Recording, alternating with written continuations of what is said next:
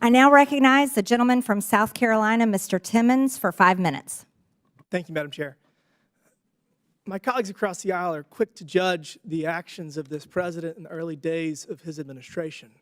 But I didn't hear any loud voices from across the aisle when President Biden, who was clearly experiencing severe cognitive decline, ran this country. I don't even know who was running the country. I don't know who was making the decisions. I don't know how those decisions were being formed and who was signing the executive orders he was engaging in. So it's just very rich that I'm hearing all of these concerns about President Trump's efforts to negotiate peace in Ukraine and the manner in which he's going about it. And I hate it, but I think I have to set the record straight, because President Trump and his team went to Munich to the security conference just weeks ago, and they were engaged in diplomacy. They were trying to create an opportunity for the United States to have a financial and economic interest in the future of Ukraine, and that was through a minerals deal. The U.S. has a strategic interest in having a long-term supply chain for rare earth minerals, and so President Trump said, we can get on board with this, let's do this. It might not be the NATO membership that they want, but it's a close second.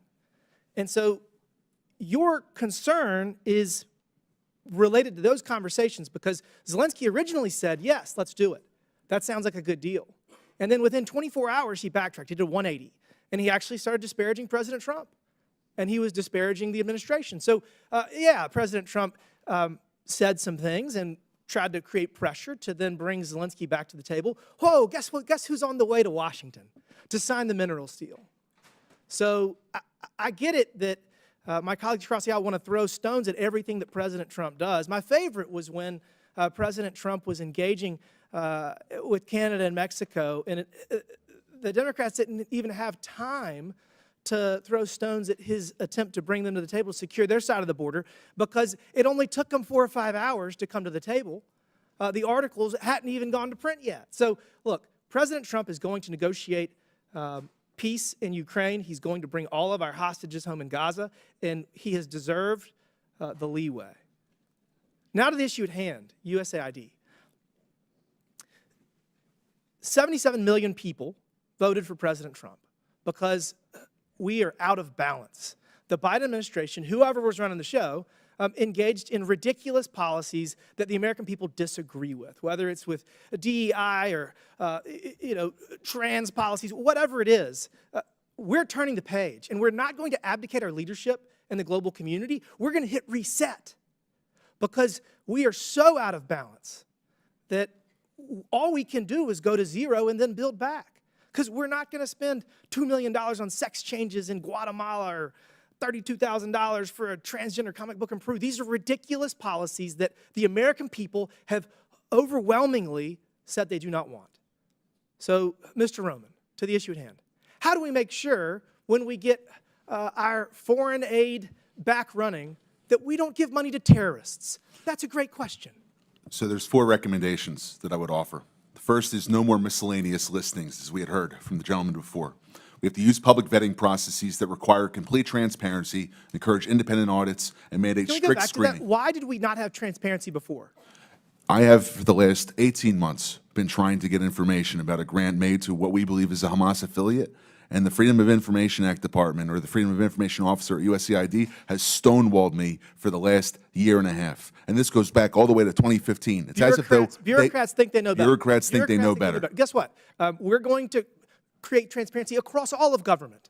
And that is what President Trump is doing through Elon Musk. Elon Musk has been asked by the president to serve, and he is going to bring transparency not just to USAID, to every single nook and cranny of the government, because that is what the American people want. And it's 2025. We have the ability to do that. Mr. Roman, continue. What else can we do to make sure? I'll go quick. I know we're limited. Stronger accountability mechanisms, clawback provisions, stiff penalties for misuse, criminal investigations if you go towards the terrorism financing. The State Department, under Secretary Rubio's review, must have a roadmap for better oversight. And lastly, the legislature must give teeth to its funding bills. We have to be able to have robust penalties, transparency mandates, and real-time oversight tools rather than waiting 3 years to get reports from contractors when they've already committed the violation past the Thank you statute for of that. limitations. I'm out of time. We all know sunlight is the best disinfectant, and that's the path forward. With that, Madam Chair, I yield back. Thank you. A member of the public audience made an obscene gesture. It was caught on camera to a member of Congress. I would like to remind everyone in the hearing room to follow the rules of decorum. Capitol Police will now remove the offender, and I expect members of the audience to maintain decorum. We'll take a pause for a brief moment.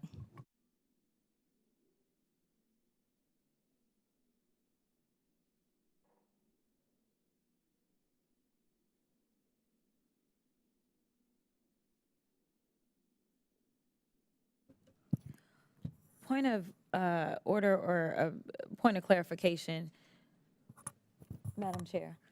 Okay. Well, never mind.